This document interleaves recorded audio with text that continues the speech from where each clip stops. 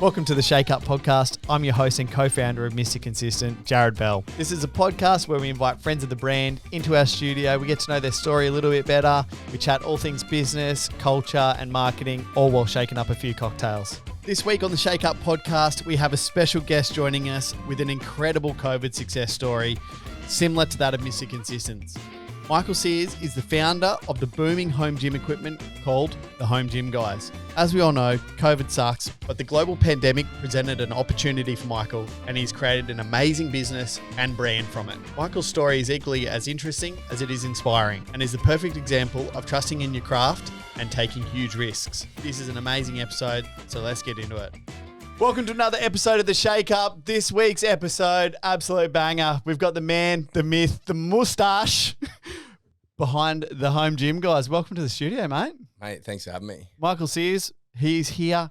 We're going to run through it, but he's had an amazing pandemic growth business story. We're going to get all that out of him. But mate, where do you come from? What's your background? You living here on the Goldie? You always been from here or what? Nah, well, we've been living down here for a few years. We first sort of, originally I'm from Toowoomba. Don't hold that against me. But yeah, originally from Toowoomba's Toowoomba. popping off now, mate. Oh, mate, real estate, get in there. Yeah, you know, don't move back there. Just buy. Yeah, originally from there was there most of sort of, I'm 30 now. I was there until I was 23. Worked as like a boilermaker and stuff like that, and then worked away in the mines. Then when I was like 23, moved overseas with a mate of mine. Lived in France. Done a bit of travelling, boss. Done a bit of. Needed to get out of Toowoomba, mate. It wasn't serving me too well. But yeah, lived overseas for a few years, and then when I met my wife and we moved, my wife now, but we moved back and then did Brizzy and moved to the coast here, but living down in Tweed Heads now, and really want to get back here to Burleigh. We were living in Palm Beach for a little bit, which was good, but then we sort of moved away to try and that family life. Your wife's from over there. Where's your wife from? My wife's from Wimbledon, in London. So we I met her sort of about a year into my travels while I was sort of over there. Got set up on a bit of a blind date. Yeah, good. Yeah, paid off. You did well there. It went well. She did well. It went well, I take it. Yeah, it did go well. A couple of mates of ours, one of her friends and one of my friends, they were sort of in cahoots together, and they were like, we wanted to, they were trying to, one of my mates was like, I've got this real hot chick. She's mates with Margot Robbie. And I was like, oh, yeah, sweet. I mean, let's go. Then one of her friends was like, I've got this dude who's, I want to set you up with someone. She was like, my things are, he has to be, have an accent, tattoos, and have dimples. And in comes Prince Charming. Yeah, good. And you guys are married now? Yeah, married now. Baby on the way. Expecting how far along? I don't know how far, I don't know the distance stuff. Yeah. The weeks, but we're due in the 4th of October. You got 9 months to prepare. Get fucking prepared. You know. Yeah. One's 3 and it's nearly 4 and it's madness. So you've only got one? Only one, mate. And no, we're one and done. Thank you very much. One and done. Done. Thank you very much. Got a girl and I'm a happy man. Do you know what you're having? Nah, we don't. You're going to leave it as a surprise. Yeah. Fuck, I couldn't do that if I tried, man. Well, she hates it. It's hard. It's doing her head in. She's coming good now, but I was like, nah, I don't care. I'm about preparation. I want to know. So is she. Yeah, I wanted to be fully prepared. I want to know what I was buying, who was and when people buy shit, you're like, fuck, you say thank you. You're grateful, but you kind of don't really love it. I hate to say it. My mum did that the other day with this random fucking pull-out thing. She goes, oh, this will be good for a trip. We thought she would send it to us as a joke. It's this beach pull-apart backpack. And Katie's like, your mum tagged us in this thing on Facebook today and said she bought it for us. Do you think she's joking? And I looked at it and I was like, she's 100% joking about that. And then there's no fucking chance she bought that. And then then we were speaking to her on the phone. She goes, your thing should be arriving soon. And I was like, did you buy that? And she goes, yeah, it'd be good for the beach. And I was like, oh, yeah, well, sweet. Look, she got hard. Shout out to mum if you're listening. Yeah. Email marketing got mum straight up. That's so good. Yeah. So, mate, you guys are expecting what? you started this business literally smack bang middle of the pandemic. Like this, if you are watching on YouTube, otherwise we'll jump on Instagram at the Home Gym Guys. Yeah. At the Home Gym Guys. Yeah. This is called a tib bar. Yeah. Is that what you called it? Yeah. Yeah. And it's basically strengthen your tibs, and it didn't exist really? Didn't exist at all, or? Nah. There was like something that was around like years ago that was sort of similar, but then like I guess if like I could just even take you a bit of like back tibs, through. by the way, your tibs are like, where are your tibs? You like between like your if you were doing your, like it was like like if you got like a tricep bicep, imagine having. Where is it? Just there. Jarrad's right. never gotten his I've got leg my up that leg- high before in his life. My legs up on the table currently. Just pointing it out. So yeah, it's if you were looking at my shin, it would be just there. So like it's like if you were to have like a so like people who got like a bicep tricep, it's like calf to calf to that. So that's where that is. But yeah, like we sort of created that on a whim from a coach over in the States, and it was sort of right like we were like I guess we were in talks with him. Like I'd created another product with him that had started to really start to take off, but like it was sort of just gaining a little bit of momentum, wasn't really doing what it was doing, and I sort of threw a Hail Mary pass at him with this, and not really knowing like how it was going to impact, well, now the world, but like we just sort of made it. Took me about 20 minutes with a bit of scrap steel in the garage, and then that turned into pretty big global business. Absolutely. When was that? It was like Jan or earlier than Jan last year? We launched the tib bar on the 5th of December 2020, and we'd already sort of been, that was still when we were, still. Because you guys were making, you also make like racks, like home gym racking, like self-standing racks that you can do chin-ups. Do all that those kind of stuff on. We started out by like the funny part about it was like we'd actually started our business when we were like I was working with a company called Real Movement and working with a guy called Keegan Smith, who is probably one of the top like strength conditioning coaches in the world, and I was just doing a bit of sales stuff for him, a bit of back end stuff, which was like really cool. Like he's one of the coaches of Sonny Bill Williams, so like we were like. He did like a big tour with Sonny Bill Williams and like done some training and stuff like that. So it was a really cool little company that I was working with, and it was just a bunch of coaches. And I thought to myself, well, I built my own gear at home in our like double bay garage. And I thought to myself, geez, that was a piece of piss to knock up. Like maybe I might like. For reference, you're a boilermaker. Yeah, so I'm you a boiler. You understand how to weld and make stuff. So it's not. It's a piece of piss to you, but other people are like, yeah, bullshit. What's these goggles? This thing that's sparking me, burning me. So yeah, like I've been a boilermaker for like 8 years. Like when I was come through my apprenticeship, school-based apprenticeship, like anyway. And so like so I made that, and I thought to myself like, if this was this easy, like I'm in this really good network of people, like wonder if I can exploit that and turn it into a business.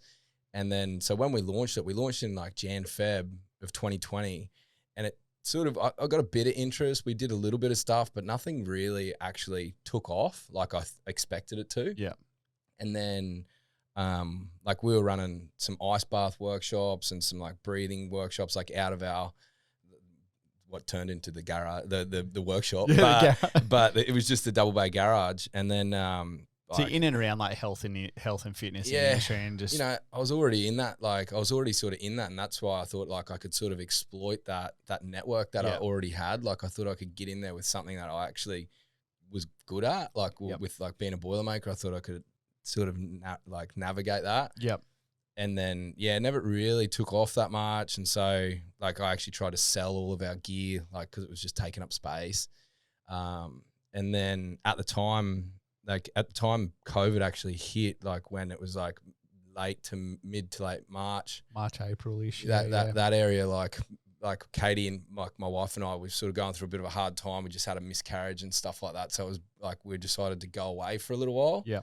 Because we're just, as you do when you're in that sort of environment, we thought, oh yeah, let's go away for a bit. And anyway, while we were away, my phone just started going off, and it was like whatever it was, that Sunday or the Monday, and it was just like marketplace, Gumtree. And I'm thinking, what's going on here? Like, I had a couple of ads on Gumtree and marketplace of like custom gym equipment here, like inquire here. Oh yeah, you know, like one of them, like just a gammon photo. You're like the guy when I'm looking for vintage furniture, clogging up my feed. and it wasn't even an ad. Like, I wasn't even an ad. It was just.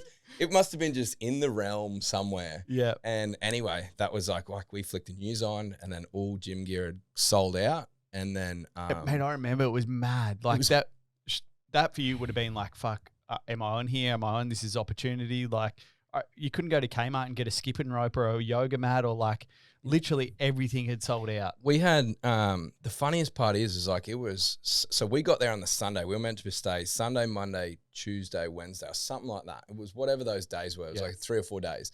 And then it was the Sunday that it happened, or the Monday when it closed, when everything got, like we were like 1 day in.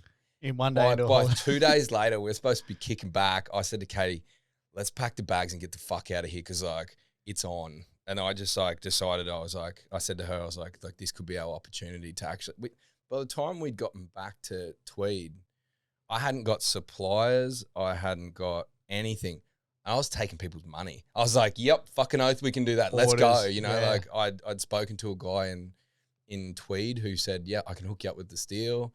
I'd had all the gear at home, and I just decided, I'm going to start making it. And so like we left early, got home, and then I just sparked up the welder and we were off. And so like we just started making anything really that we could, like people, like it was by myself, like just out of the garage, and I just started making like squat racks and, you know, anything really. Like I just worked it out. And mate, that's sick. You just took it full, like people out there panic buying shit, and you just panic buying shit, and I was just like, yep, sweet.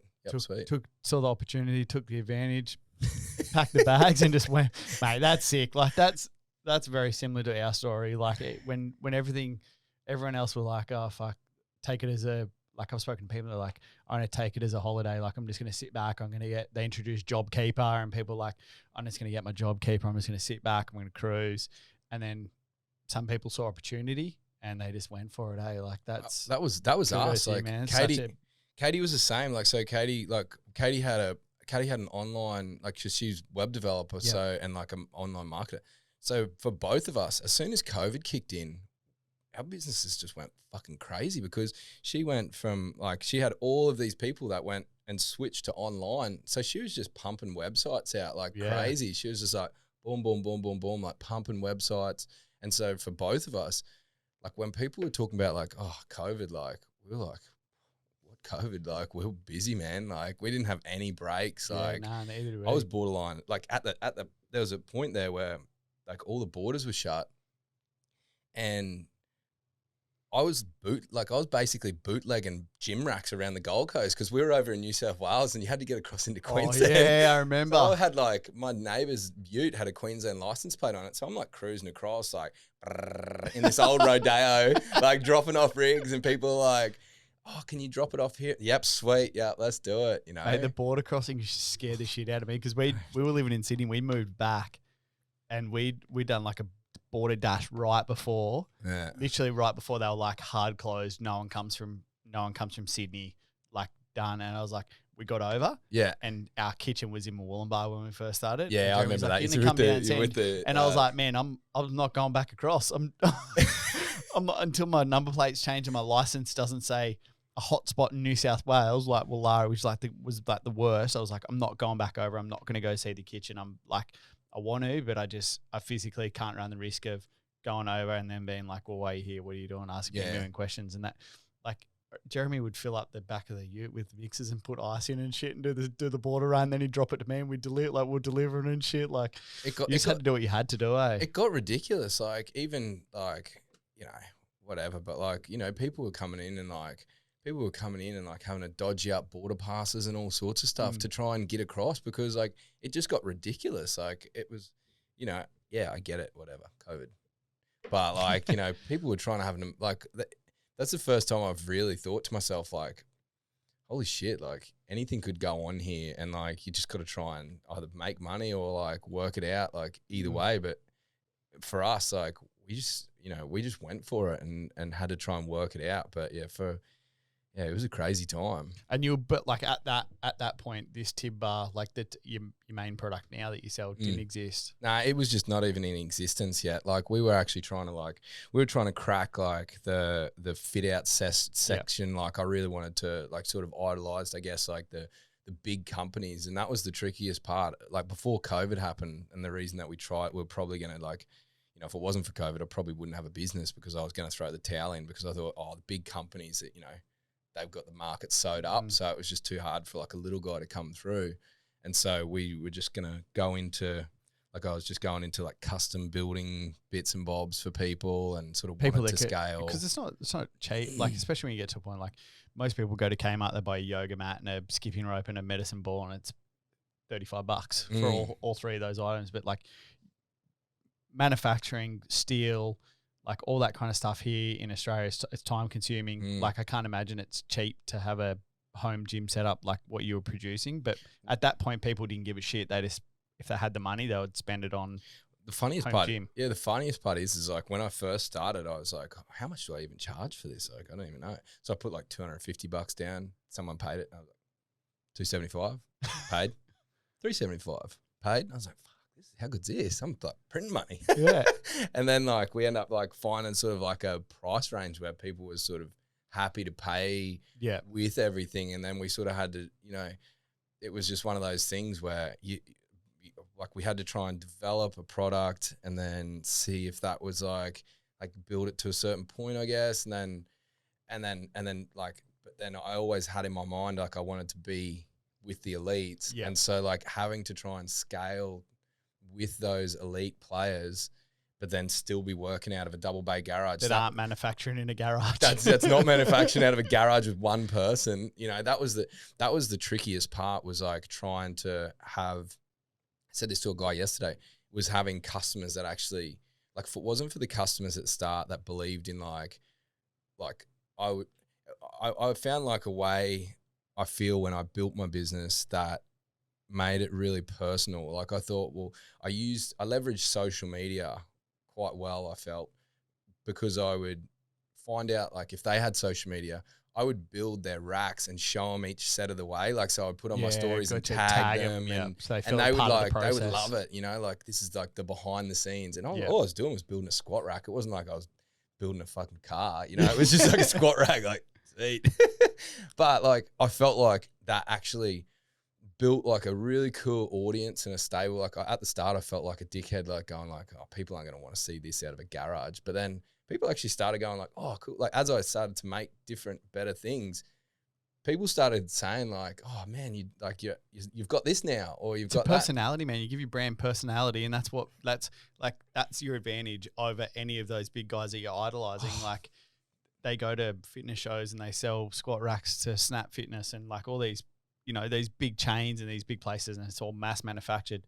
That's the advantage you have, and that's like I'm glad you fucking used it because it's absolutely worked for you. And it gives you that personality, and people like, oh fuck, the guy that sold me the squat rack is the same dude with the welding helmet on, fucking welding this thing together for me. He's the same guy that's installing it for me, and then they end up being like, they're so emotionally invested in you and your business. They're telling all their friends, and that's when referrals come. It's like that was what happened, and it was so like, you know, even though it was fucking hard work, like we were just saying before the podcast, like having to work all day and then like pack everything on a thing and then go and drive, and you're like, it's like 8 o'clock at night, you're in the middle of someone's house putting together a squat rack for them for free, and you're like, oh my, and then you get home and it's like 11 o'clock, you got to get up next day, 6 o'clock, let's go. How good's the feeling though, man, when you put that squat rack together? And it felt so good. And they're so stoked. Like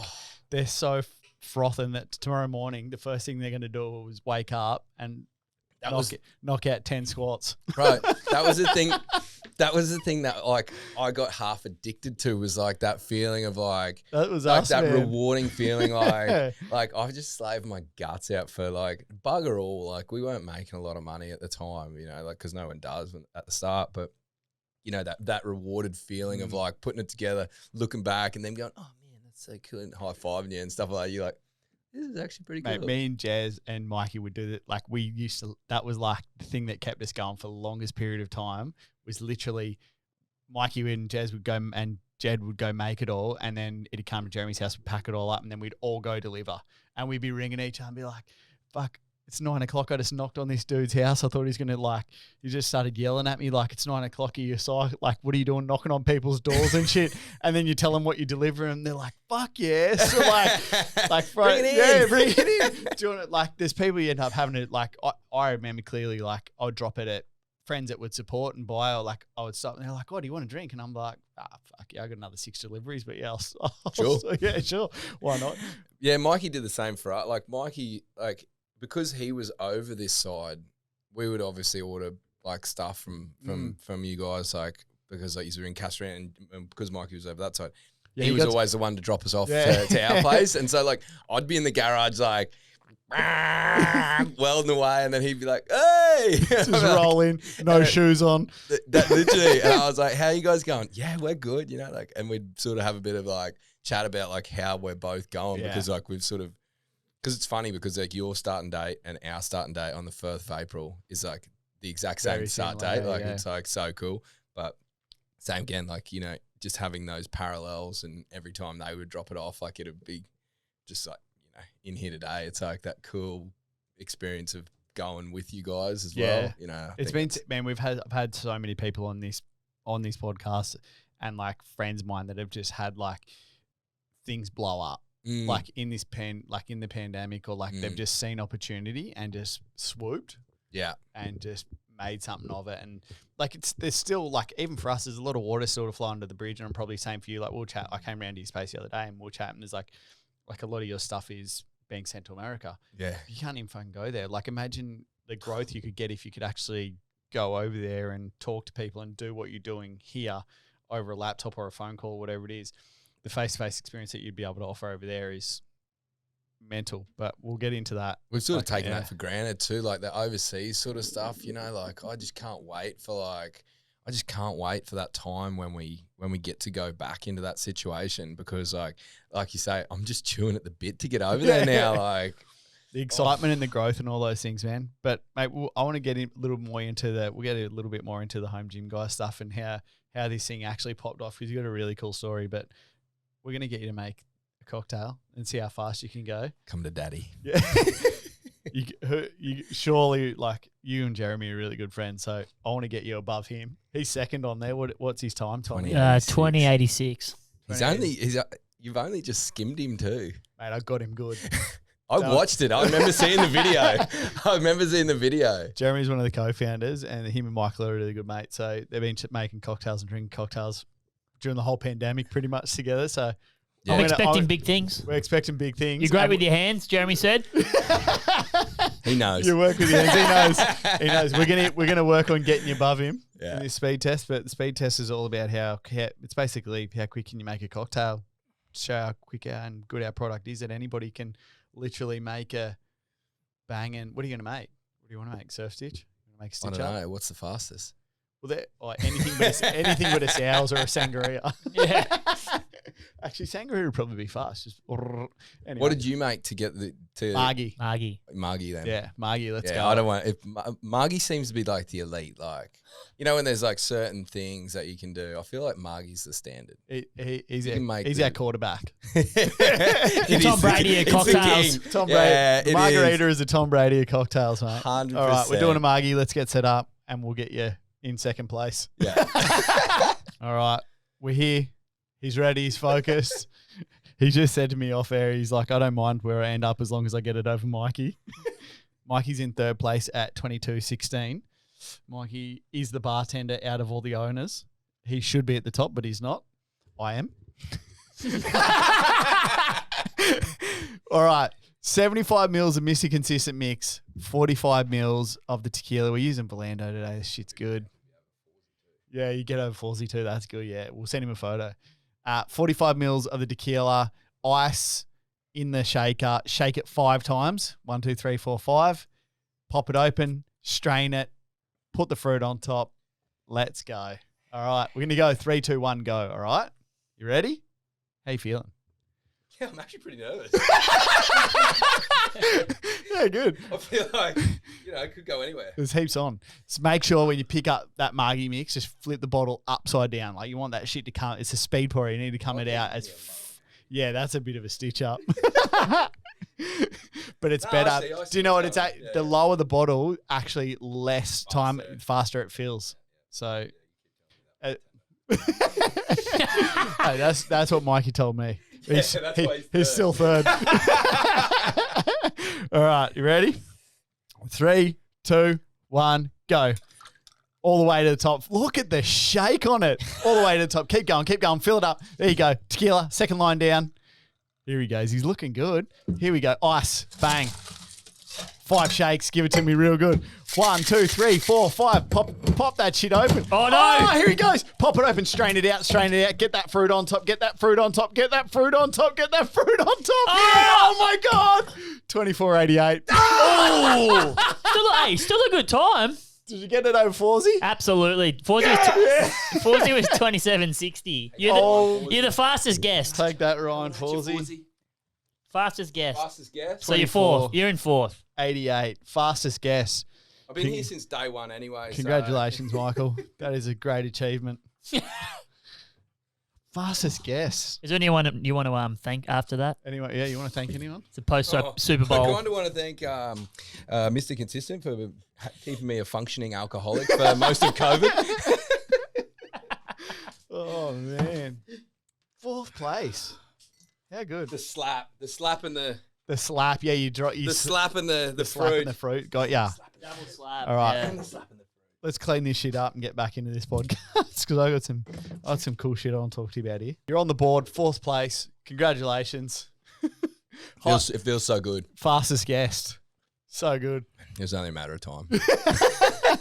Yeah, bloody good. Mate, I want to dig in because the rest of the world went on pause. Your business went off. Like you literally hit go. But then where did this product come from? Like the product, you've got a couple of like pinch me moments that you like. Yep. When I came down there the other day, you're in a warehouse. You've got 9 staff. You've got other Boilermakers now, and they're actually manufacturing the stuff. You don't actually have to make it anymore. You've got this full process of like if you jump on their Instagram and have a look at the product, it is laser cut. Like it's got the logo, it's got the moustache in there. It's got the, is that even say moustache, more questions. But like you've got your logo lasered in these, like it is smart, it is sleek, it looks sexy. Like as far as gym equipment goes, it looks amazing. Yeah. Like it is sick. Like this idea, you pitch, like you told me a little bit just before about like you pitched it, you're working with a dude overseas, you pitched it at him. Well, that was the interesting part when it came to how this product came available. I'd already sort of sent him something for another piece of to train like hamstrings and stuff like that, which I was really stoked about, and which still is like a really good staple product that we sell now. Which again was sort of like a world first, just like this is, and when we sort of pitched this, like I sort of asked him, I was like, look, is there anything else that you wish that you could have? Because his name's Ben Patrick, and if you look him on social media, he's the knees over toes guy, and he's probably, I would say, the biggest strength conditioning coach in the world now, and probably one of the most influential coaches ever. Yeah, right. I actually clicked through his Instagram this morning through yours, and it's pretty cool. He's a coach that has studied for a long time, and anyway, he's does a lot of unorthodox movements and stuff like that. And he said to me, after I sent him the Nordic bar, I said, look, is there anything else that you wish that you could have in your programs? And he was like, oh, if you could make something that could help train the tibialis, then like all that they were doing at the time was standing with their backs against the wall with their feet out further, and then like flexing their feet to actually flex the muscle at the front of the foot. Yeah, right. Which was like, it's still like, it works fine, but like there was nothing, which was fascinating, that there was actually nothing on the planet that you could load it like a barbell or like to actually measurably train it. Yeah. And he was like, if you can make something that we could like train it, then like, he said to me, we'll sell thousands of them around the world. And I laughed at it at the time. I was like, yes. Yeah, we'll see. And then I ended up like just playing with some things, like like how I came up with the concept. Like I took my work boot off and I traced around it. It was a weird sort of way to, I don't even know. Even at the time, like I don't even know why really. Like I've still got the footage, but I started filming myself, like going like, Ben wants this, and I started like sort of saying like this thing here, and I had this stupid little bar, and I was like an archive, a bit of like an archive, and for some reason I was like, yeah, I think this is actually going to be really big, and I've still got the videos and stuff like that now, but yeah, I was like, all right, we'll see, and then I used it, and I was like, wow, this works, and then yeah, like I say, then on the sort of 5th of December, like I'd sent one over to him, he loved it. How many prototypes did you make? I've still got the prototype at home. What we did, like this is like the elite that you see today. Like we've developed this many times, but I made one, and then the next version, like we made two. We made two before we'd actually launched it, and the first one was all welded together, and we couldn't find boxes that you could actually ship it welded. So then we worked out a way that we could send it in 2 pieces. Yep. So like I work with, like I've got a guy down in Tweed Heads who has been again like pivotal in our business, who's helped me like start laser cutting everything out. And then when we sort of broke it down into 2 pieces and sent it over, then we sort of realized that, oh yeah, we can sort of ship it around the world, but you know, we didn't know what comes with that.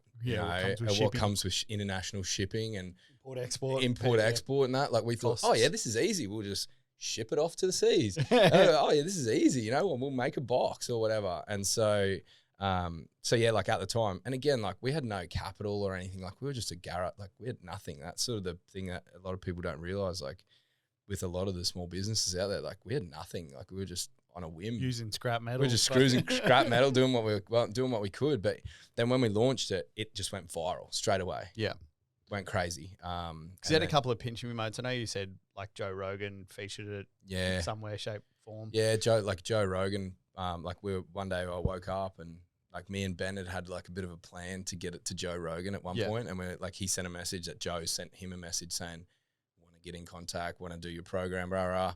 And then like a month later, like he screenshotted that and sent it to me, and I'm like, I lost my mind over that. Just the fact that Joe Rogan had texted him. Yeah. And then a month later, Joe Rogan was talking about us, about Ben Patrick on his podcast to another fighter. Then like got Jamie to like get it up, and then he pulled our bar up, and he's like, "Oh, that's the tib bar. That thing's dope." Like, you put it in, and he sort of explained like what it did. Like, didn't even say anything about like the home gym guys or anything. He just sort of spoke about so he'd been watching it. You know what I mean? Like, so he knew what it was. And then I was at Fathead's birthday, and then Fathead? Yeah, you know Fathead. No, you don't know Fathead? I don't know Fathead. Oh, one of the boys in Burleigh. Yeah. Fathead, you know who you are. Sean Maloney, he's one of the boys up here in Burleigh. Shout out to Fathead. He knows. Anyway, we were at his birthday, and we'd all hired like one of those shitty little family boat things on the Tweed River, and we were sort of out there. Anyway, there was a bunch of us. We had a couple of. Then I get a text message from Ben saying, "Joe Rogan wants your bar. Can you please send a tib bar to this address?" And had his home address. And I was like, "Hey everyone, Joe Rogan wants a tib bar." And then everyone just lost their fucking marbles, like tackled me off the back of the boat, where they're just losing their plot. And then that was sort of like where, like once Joe started speaking, like once Joe, and he only said that little bit, then like that really grew Ben, which then funneled into us because we were already implemented into his program. And that guy has such a loyal following. There's like, whatever he's like the most organic, almost one of the most organic influencers in the world. Like he speaks, people listen, and whatever he speaks about, it has I'm sure he's very well aware of what his effect has down the line. But something like him just speaking about something for 5 minutes can have the effect on, like the trickle-on effect, yeah. He could put up one Instagram post, one TikTok post, one anything, and he's got so much influence now from what he's built. Like I remember when we first met, and he had 50,000 followers on Instagram, and that was when I was still with real movement and doing some stuff. Like he was only a glitch in the ocean at that point, and now he's got what 600,000 or 700,000 in a year, like 500,000 followers in a year organically, just like posting and sharing. Number one podcast in Australia. He's like, I mean, in the world, like all that stuff. You know what I mean? And so like it was just fascinating to, to firstly get that, and then that flowed into Ben, and then it flowed, and now everything, like it all just like that flowed into.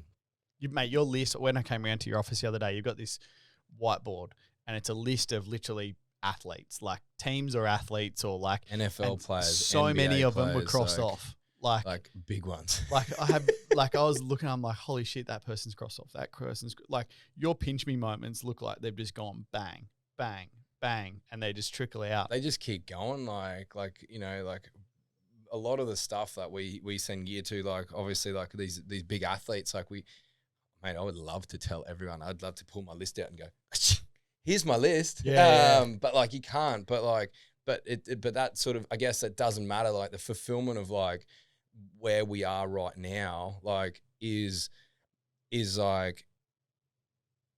There's nothing that I could now wish for, you know, like I had these big dreams of going like, I want to build elite gear for the best people in the world. And then next minute, the best people in the world are using the gear. And you go like, what else? Like what's next sort of thing. And so like, the cool thing is like things like like we sent gear across to like Rich Froning, who's probably one of the most decorated CrossFit athletes in the world, NFL teams, NBA teams, UFC fighters, like, celebrities, the list goes on. It's crazy, and it all just, you know, happened off a whim of something that like we didn't realize what we were doing at the time. Like no one could have ever predicted, just like you guys. Like it's cool. It's not predicted. Like I love that it's not like a gimmick either. Like it was legitimately born from a guy that was like, I need this problem fixed, and this Boilermaker from the Goldie was able to figure it out and absolutely make it. It's not like you got a door, you got a gym shit. Like this is legitimate. Not like it's not. Just it's not Chinese. It's not. It's not a gimmick. It's not a Chinese product. It's not an Alibaba product that's been repackaged or whatever it is. Or you know, you literally saw you and Ben saw an opportunity, and you were the one that was able to make it, and you've refined it, and now you're flying, and it's going to some fucking really cool people, which is awesome. Yeah. And that's it. And you know, it's given me the ability to like with you guys, because like I've been, you know, I chase you guys like you're the rabbit and I'm a greyhound. but again, like with you guys, like now I've got a team of people, and now, you know, it gets quite daunting when you start building things out and the business starts coming.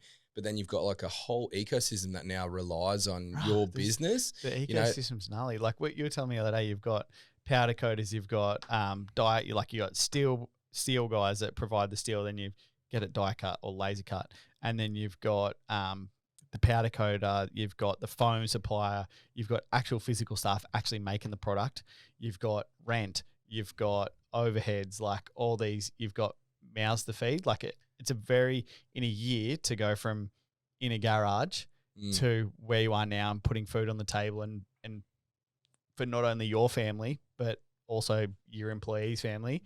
Yeah. And kudos to you, because that's no easy feat. Like that is hard. That's just hard work and grit and having a go, eh? Fuck.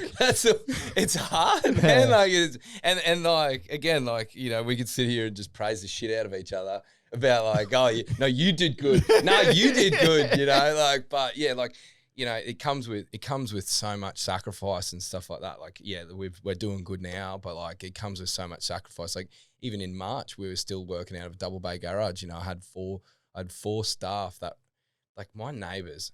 Shout out to everyone in 19 Seaview Street that decided that they were going to be fine with me cracking open, like having 5 guys rolling into a double bay garage, rolling the doors up at 8 o'clock in the morning, cranking up grinders and welders and everything else for like, you know, 6 days straight. We used to pump the council on you. Nah, it was touch and go there for a bit. I'm sure of it. I'm lucky. Like one of my neighbours, he rips out dirt bikes and races them up the street, and I'm like. And one of my neighbours actually said, what are you guys building over there? And I said, oh, we're building gym gear, blah, blah. And I was like, sorry if we're really loud all the time, like, because we really were loud. Yeah. And he goes, oh, no, I used to be a steel worker. You know, getting the grinder going is like music to my ears. And I was like, you sicko. Pardon? I was like, how can that be music to you? I was like, sweet, man. Down the road. Spark up the grinder, boys. Man, that's bad. And then was there a point where you just couldn't keep up? I imagine, like for us, there was a point where we had storage sheds and stock was just, boxes were sitting outside. Shit was just everywhere. Like, was there a point where the orders were coming through and you just physically couldn't keep up? Like, how are you tracking? We had, well, actually, this week is the first week that since we actually launched, pretty well like halfway through the business, that we haven't been like behind. Like we've been behind. You know, people have sort of. The good thing about COVID is they're a bit more tolerant. Like most people are a bit more tolerant with stuff. But like when we launched the product itself, like we launched in December, which was a stupid move because we didn't realize, well, firstly, we thought, oh, yeah, we'll launch it. We'll have a bit of money for Christmas and stuff like that. But we didn't realize what it was going to do. Then next minute, all the suppliers on the Gold Coast shut down. So we're like, luckily, like Christmas time, everyone, like, you see an opportunity, they're like, see ya. See you later. Me and my family are going down to Brunswick Heads for 6 weeks. Yeah. And I'll call you when I get back. Yeah. And we might be home in January. There's probably going to be a 6-week wait after that. That's like, what we had. And so like we were like at one point there, like I built monkey bars in the inside of our garage to hang all of our tib bars because we were out the front painting the fucking things. Like we were just out the front painting everything with cans. We had to go to different Bunningses because we were buying them out of paint. Like buying Bunnings out of paint. Like we were like that was the most ridiculous thing that we were getting. Like we were outgrowing suppliers like that. But then, you know, like when Joe spoke about us on his podcast, we were still like obviously in the garage, and that was at the start of March, and it just exploded. Like we ended up 2 months behind on our order. Like we physically couldn't get gear out the door faster than Ben was growing, which was influxing into us, which he was just going crazy, and we just couldn't find any warehouses on the coast. Like we were looking and looking and looking, and we just couldn't find warehousing anywhere. Not even on the anywhere. There was nothing from Tweed, unless you wanted to end up at Mullen Diner. Somewhere shit there house. Was there's not there because we were in the same situation, very similar to when we got this space. There's just nothing, but that's one of the. And you're looking and you're keen and you're trying to find stuff, and then you get let down, or somebody else beats you to it, or somebody else offers more. Or it's like that's just that's your first step in business, right? Like that's you going in, you're all excited to lease a joint, and then you just like I've this is like our 6th lease or something for me, and same for Jeremy. But the first one or the first 2, you're really emotional about. You find a space, you're like, this is it. This is where my business is going to grow. Next minute, old mate down the road comes in and offers an extra $200-300 a week, and he doesn't care, and he just it was relentless. Yeah, it's relentless, and you go to the next spot and you get emotionally attached to all these spaces. This could go here, this could go here. You start fitting it out. Yeah, literally, that's what we were doing. Like we were doing that, and we got like the first place that we were getting approved for was up at Hornet Place, which is like a brand new place. We're like, yeah, this is sick. It was 181 squares, and we thought, oh yeah, this is like it's quite big, but like I'm so glad we didn't get it in the end because it like. We would have filled it in a second. Yeah. But like when we got, like it was when I got the place that we got now, luckily it was through a bit of a business mentor of mine. He actually owned the place, and he was like, I called him when we got the space and just said, look, like we got a space, blah, blah. And he goes, how big do you want? And I was like, oh, we 200 squares might do us maybe. And he goes, I've got 300. Do you want that? He goes, I own it. And I was like, yeah. Take that, I suppose. Who you know? And it felt like daunting at the time. I was like, "Fuck, 300 square meters. It's a lot of that's a lot of space." And then we were actually really trying to get in there, and the people that were in there had like hair extensions or something like that, and they ended up mucking us around with the date that they were moving out of, and in the meantime, Joe Rogan had spoken about us, and we just got orders coming out our ears, and we can You're only trying do to get so in, much. Yeah, you're trying to get into a I'm on the space with more phone to room. these people going, you need to get out of this space now. And they were like, yeah, we're getting, no, I'm like, get out. Like, Clear it. what do you need? I'll send my guys up to get you out of that space. Like, what do you Just have to need a do? space to start manufacturing and hold stock and all those things. And as soon as like we got the space, we luckily got in there, like at one point that we had everything packed up, ready to go on the 1st of March, because that's when we thought we were moving in. They called us on the 1st of March and said, oh, we've mixed the dates up. It's now going to be the 24th of March. And I was like, what are the kittens? I spat the dummy. I lost the plot. I'm walking into work, tapping, going, hey, boys, we're moving today, like getting everyone all G'd up. And then I walked out and just spat the dummy. I was like, unpack everything, fellas. Let's get welding. Get back to it, man.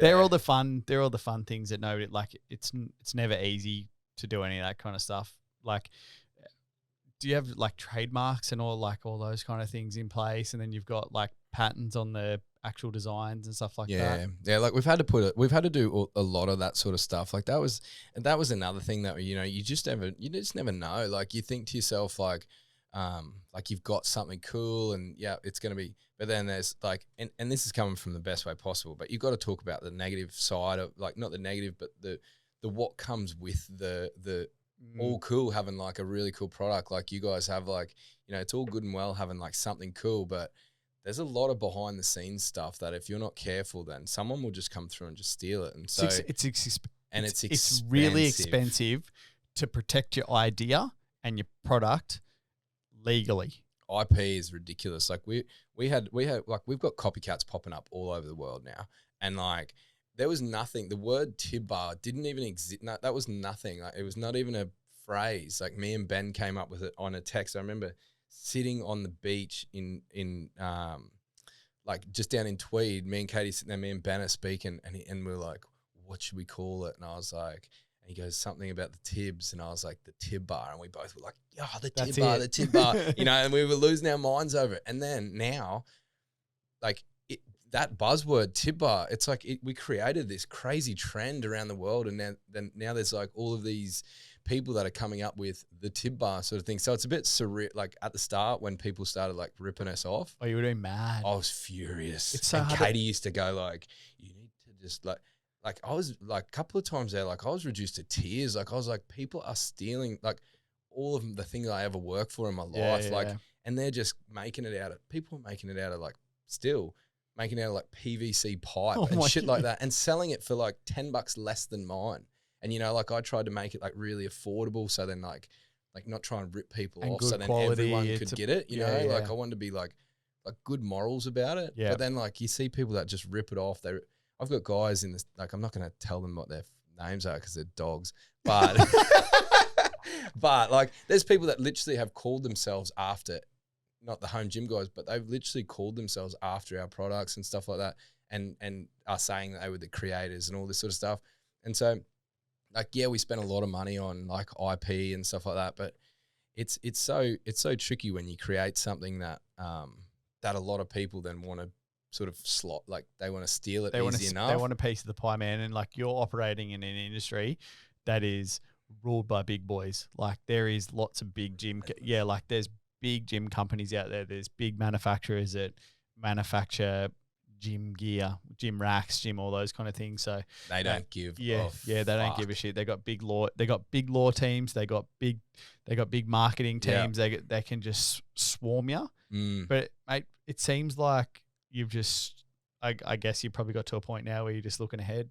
You're not sort of looking sideways so much. You can, when those things pop up, you can send them to a lawyer, you can send them to somebody else and they can deal with it. And you just full steam ahead and just worry about growing your business and continually putting out good product. That was it. Like we had a lot of people that, I had to hear it from a few different people like that, just to stay in your lane, just to, stick to what like stick to the business that like, and, Joe Rogan or like any of these big people aren't going to use a piece of PVC pipe to use and they're not going to promote it. So like I had to sort of, you got to get your head around like there's 100 people in a room, one person steals your thing, but then the other 99 people love your stuff. Yeah. And you always end up focusing on that one person. And it took me a little while to get over that like one person scenario sort of thing.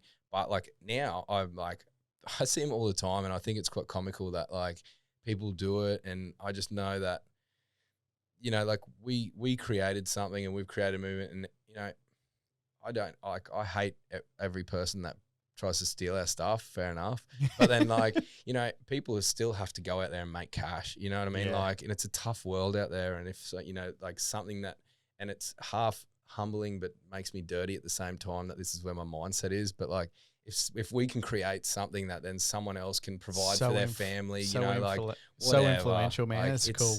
It's annoying at the same time, but it's like, yeah, whatever. Like, you know, you won't make it as good as us. Yeah, nah, and that's like it, you get to a point, and we're very much at that point. We don't do like a whole lot of competitor analysis. Like I know previous businesses that I've worked in, they do lots of competitor analysis. Like when they're developing a new product or they're developing something new, they literally all sit around a table and they bring up the 30 different competitors and their 30 different whatever it is. And they're like, well, this person has this person has this. And they break down all their key sell points of why that person's good. And then they go and make a product that's the best version of all the 60 products that they've brought up on there. I get that people sort of, you know, do it. But at the same time, like, I would get so dirty if someone put the same thing as me up there and there was like 10 different versions and they put them all in my face at the same time. I'd sack that person who put it in front of me. I'm like, you got to go. Mate, Don't ever do that again. Mikey makes a product. Like, you know, Mikey, like when he makes a product, we do like a quality testing thing. Like we are, I'd say I like espresso martinis, like when this comes out, it'll be either launched or pretty close to launching. But yeah, there's a bunch out in the market. We made ours and we're like, that's it. We all love it. Like we're frothing. Like we are. And then we went and competitor checked that everything's in the market. Yeah. Like our margarita we knew was the banging because there was nothing It's good out in the the market. Yeah, it's the king. Like but then the surf stitch, like the stitch up one that we did was all him. Like it's his recipe. Same with the midnight martini. Anything that's kind of the Bloody Mary, that's Mikey's recipe. Yeah, like it's. He never was like, I want to make it like that because that's my favorite one. It was like, that's my favorite to make in a bar. That's what I want to put in a bottle because that's what's got to me. That's what's got where I am today in terms of being a bar manager and all those kind of things. So pretty crazy that two Michaels are absolute geniuses. Creative geniuses. Some Kanye West shit. Mate, we're going to play this little card game here. Sure. The shake up card game. But we'll have a quick break. We'll come back. Yeah, we'll come back and we'll play this game. This episode is sponsored by our events team. They're out there shaking up cocktails and helping you celebrate the good times. If you'd like our team shaking up cocktails at your next event, just head to mrconsistent.com.au and click on the events tab. Now back to the episode. Mate, we're going to play the shake up card game, the Never Have I Ever pack. I imagine you've got some good stories from your overseas travels and bits and pieces. You're a bit of a renegade back in the day, so... Yeah, before I wasn't a renegade. Yeah. Mate, I've got two. I've given you a bit of a... Kersten sent you a couple and I think a couple of these ones. She reckons these ones are going to be good. So Okay. You got to choose one of these two. Give it a read. Tell me the story. You ready? Which one do you use one? Because they're both pretty good stories, but, you know... You choose. I can't. Oh, I'm just like pulling. Oh, that's the one. Been fired from a job. Never have I ever been fired from a job. This was in the renegade days. Yeah. Toowoomba? Nah, I never got fired. I've only ever been fired from one job. This was it. So when I was working in London, a mate of mine who got me a job. Like when I moved to London, I was just bartending for a while and stuff like that, which was like, yeah, it was good. You should have been faster on the speedboard if you were bartending for a while. Nah, only for a while. Not pouring cocktails. I was just pulling pints and beers. Yeah, I was just pulling beers and you know, talking shit. Really, just nothing too exciting. But I ended up getting a job working for this. It was a bad job, but if we got paid well, but like we were working with this like a waste management clinic or what service. We just basically cleaned shit stuff out, like cleaned out. Like I was a boilermaker that built, around like the waste management plants and shit. I was building fencing and stuff like that around them. So like working in like sewage plants and stuff like that. Yeah, not nice work. It was a shitty job, and just to say the least, literally. Anyway, we were like we used to get paid like mad. I don't know what they were doing. They were rorting the system somehow, but we used to get paid good money doing it. Tax free. Again, I don't know how they were doing it, but we made bank. But anyway, we got sent out to a job one day, and I just got my car. Like, so you work in the business for a while, and then you get given, if you're good, they give you a car. Yep. Like I called in a favor, like a hard favor from a mate to get this job as well. Anyway, we're working through the business, been there for probably a couple of months. One of the dudes was leaving. So, and he called in a favor for me, like, nah, he gets the car. Like, he's a good boilermaker, blah, blah, blah. Right, sweet. And if you got the car in London, like, you were like the cheese. And so I got the car, and we used to get on the piss all the time, like after work. And so like, it didn't matter, like, because, the bosses and stuff didn't care. Yeah. 2 days in, I get the car. We've been on the piss all night, and I get sent out to this job out in like of the UK. Yeah. And me and this other guy who we'd rocked up to the job, like borderline blind, and there was no one in this whole thing. Like, it was probably an acre, and there was no one apart from one car down the back, and it was our own company. Yeah. But it must have been like from a different thing. Different area. So we rolled in there, and sunny days are few and far between when it comes to the UK. And so we rips out, you've got to wear like safety vests and all the clothes and stuff like that. We're like, there's no one around. Let's just, try and get a tan. So we just ripped our lids off. Like, Aussie boy in the UK. Yeah. we're just, tell us you're an Aussie boy working in the UK without telling me. So we start like just working away. Like, we're on the bloody hammer drills and stuff like that, cruising away.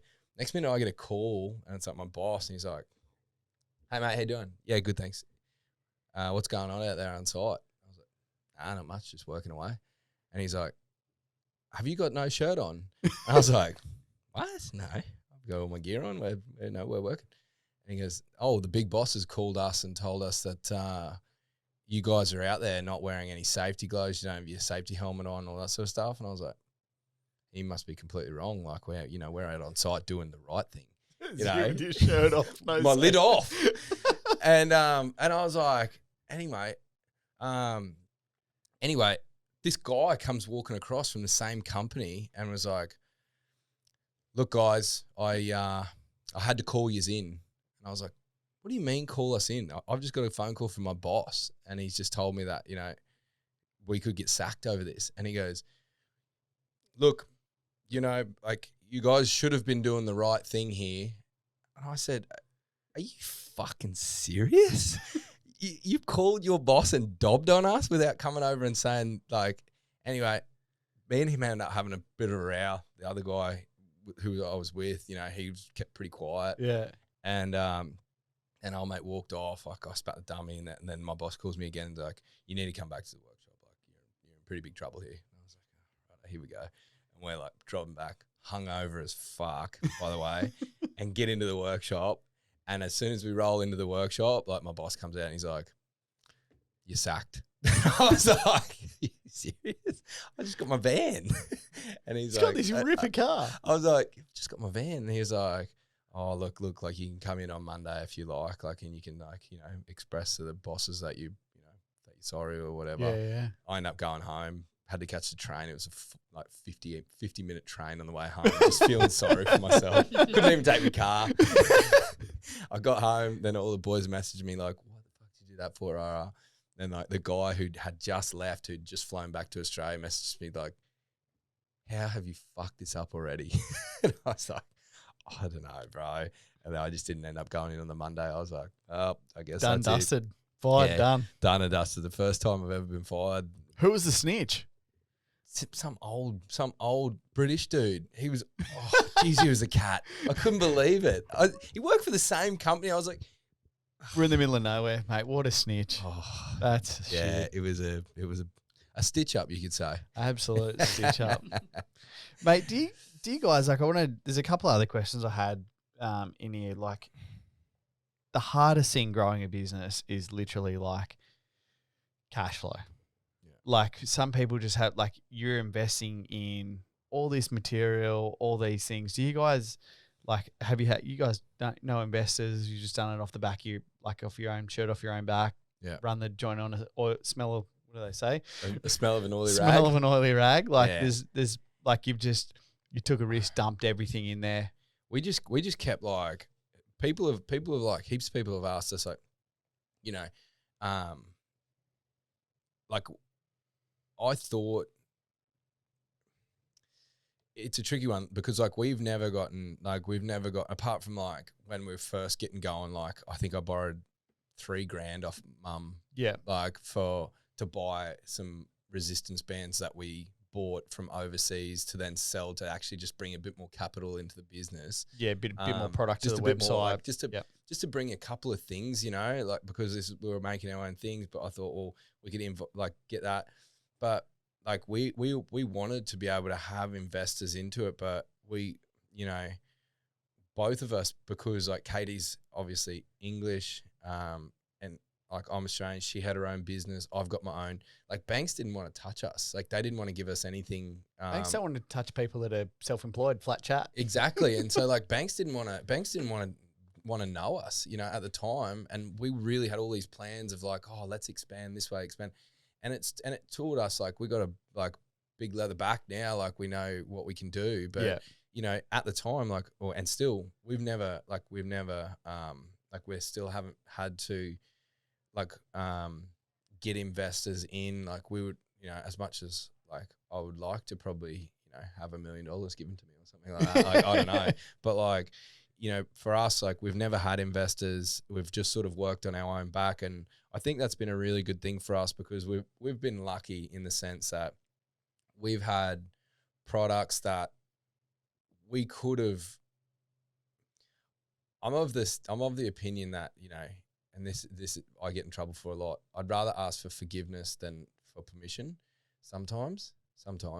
But, like, what we did a lot of the time is we would launch products and we would just, like, let them keep selling to give us more capital to then reinvest in the business. Yep. Like, we would have to do, and you know, and then we relied on our customer service to smooth over, like, narky customers and just let people know, like, hey, I ordered, you know, like, where is oh, it? look, like, this is what's going on. And we sort of built the brand, like, not around that, but, like, we built the brand where we were lucky at the time because of COVID that people expected to wait long time for gym gear. So we sort of went in sometimes with the intention of, like, all right, like, let's try and sell as much as we can while building, and then just, like, let it expand out. Like I say, we had that 2-month wait period. We had that 2-month wait period at one point because of Rogan, but because of that, we were able to build a big bank of capital to then invest in some staff and some product and all those kind of things, and just all that sort of stuff. Buy better with your materials, buy more materials, knowing that you had enough, or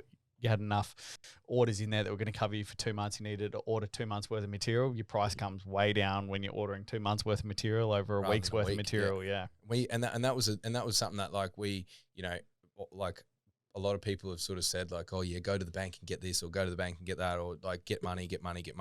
But at the same time, like, we couldn't really get it. So it was a blessing in disguise for us. But at the same time, a lot of people told us not to do it the way that we were doing it because, like, you know, maybe it would look bad on your brand or whatever, or, you know, all those things that people that aren't in the position that we're in say because they think they know. It's how you skin it, right? Like, if you're making a custom product, that person places an order, you order the product. Like, your business is when somebody orders it, it's not just on the shelf made. You're not that kind of business. Like, when somebody orders a squat rack or a weight rack, you make it to order. Similar with this. Like, it just happens that this is a slightly smaller product with less materials. It's quicker to make, and it's shippable versus installable. Like, it just, I don't think you did the wrong thing. I think you did the right thing. But that was sort of that was like to sort of go back to, you know, whether we had investors and stuff. And that was like, we used like just the business model itself as our investor. Like now that the business is getting like bigger and bigger, like we are now looking, like we probably would look at, like we are looking at like what that looks like from a scaling point of view, because, you know, as like big businesses know that, like, you know, there gets to a point where capital starts to run out, not from like that you're not making any money, but from the fact that you've got such a big organization that it then just, you've got to manage everything. Like people are on like 30-day terms or 60-day terms. Do you do wholesale? Do you do lots of wholesale stuff? We're just about to start. We're just about to start doing more wholesale stuff for like around the place. Like we're obviously wanting to focus more on Australia now because we've got such a large international market that if we can look at like we've got a couple of conferences and stuff like that with that are coming up in November, which I think will really, like, if all things go to plan, I feel like that can set our Australian market right up because of the people that we're going to expose. I said this the other day. I was like, man, if what happens if like I go to Snap Fitness purely out of convenience that I can go there any time of the day, whatever it is, but there's like personal trainers and all those kind of things really see the value in it. But if this was at the local Snap Fitness gym and when they buy for the whole group, right?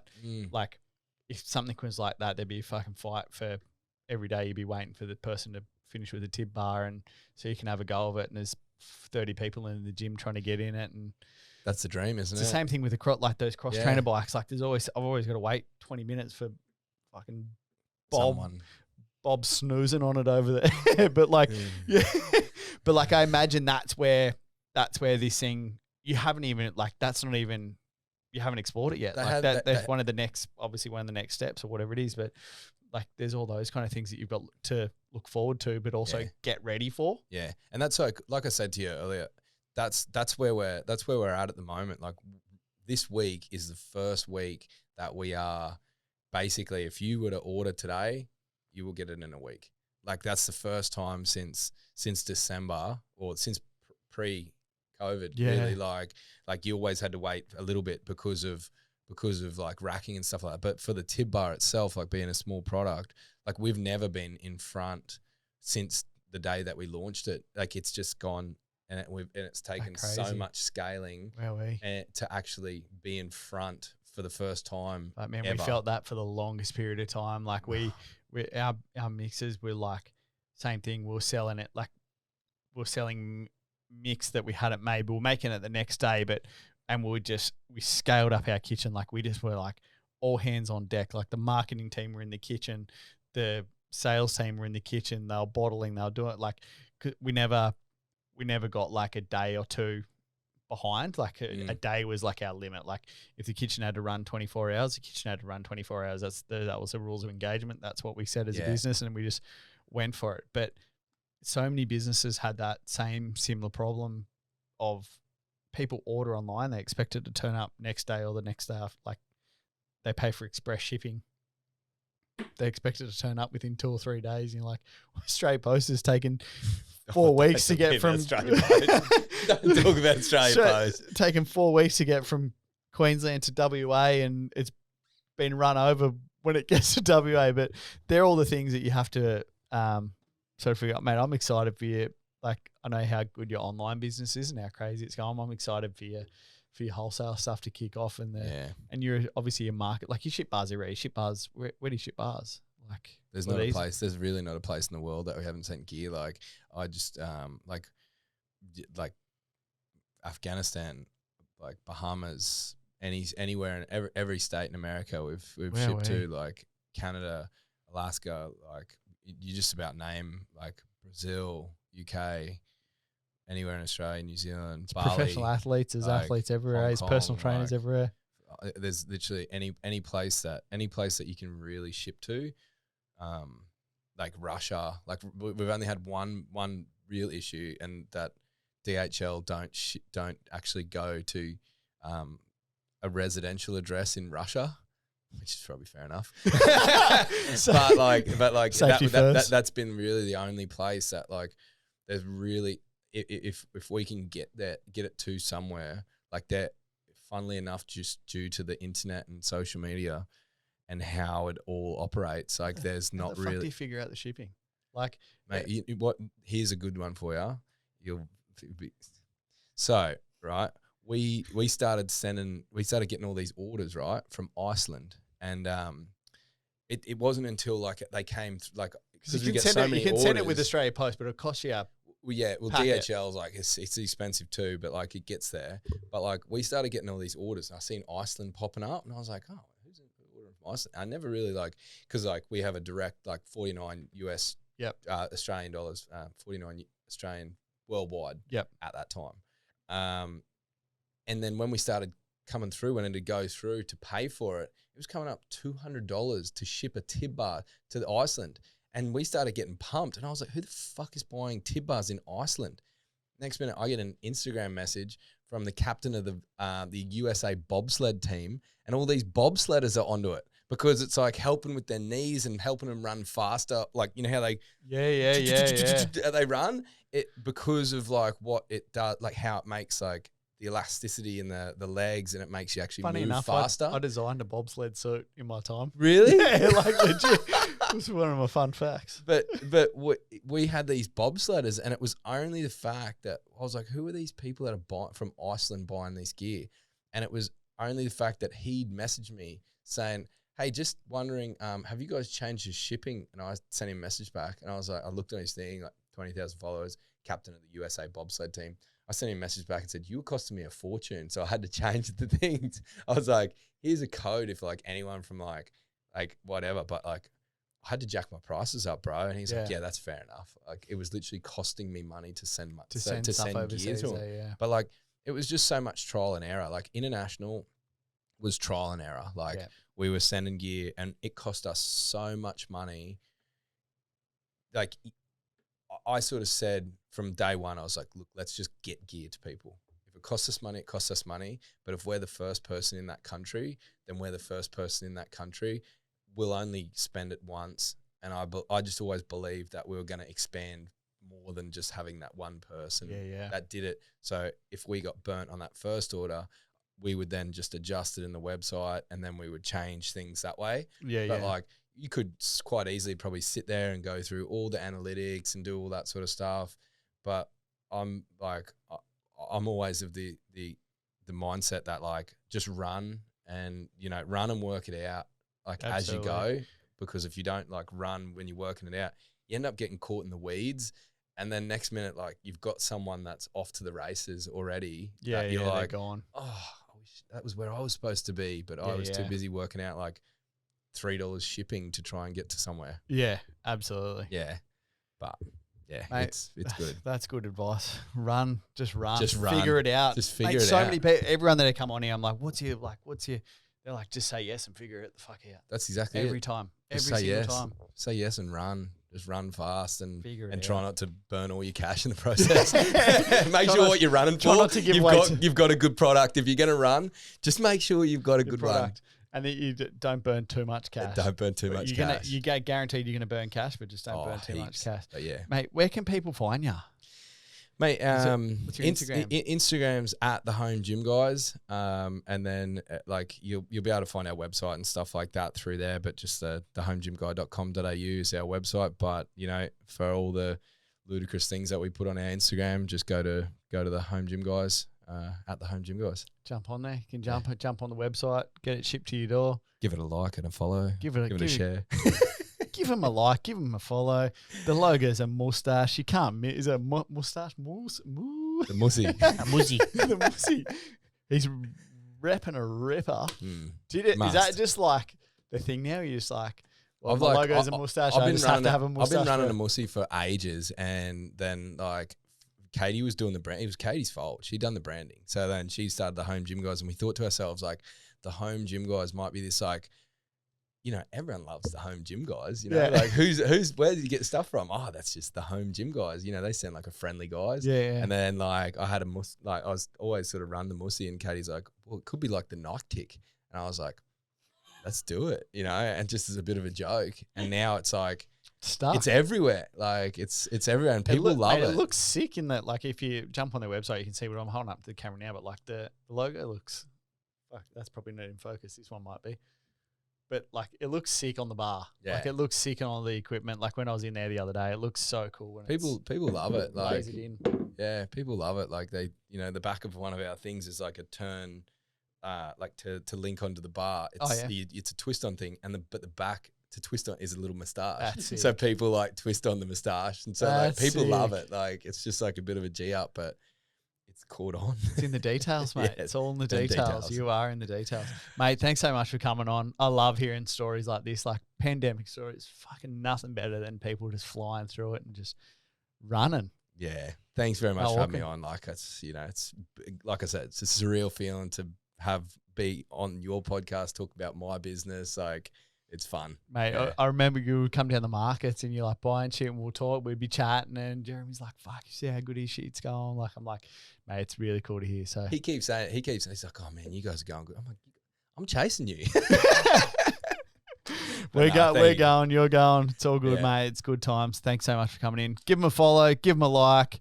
Jump on, if you listen on Spotify, jump on the YouTube, have a look at the tip bar, have a look at the product. You got heaps of demo, like you got heaps of exercises and demos and stuff on there Heaps that of people shit. can, Yeah. when they purchase the bar, like there's a bunch of shit on there you can do. There's even stuff on there that's just regular gym stuff, I'm Yeah, pretty sure. yeah, So yeah.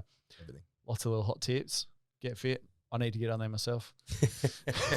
Too many of these cocktails, mate. Thanks, mate. No worries. Thanks for coming on. Love it. Cheers. That's today's episode. I hope you enjoyed it. You know the drill. Like, subscribe, leave a review. Go show the Shake Up some love and stay connected. Don't forget you can watch all of our episodes on YouTube. Also, jump over to our Shake Up Cocktail Gang Facebook page where you can find out who's coming up on the podcast. And if you've got questions for them, I'll ask the bloody questions. You can also use the code SHAKEUP for 10% off on mrconsistent.com.au. Thank you so much for listening. And just remember, shit that's fresh.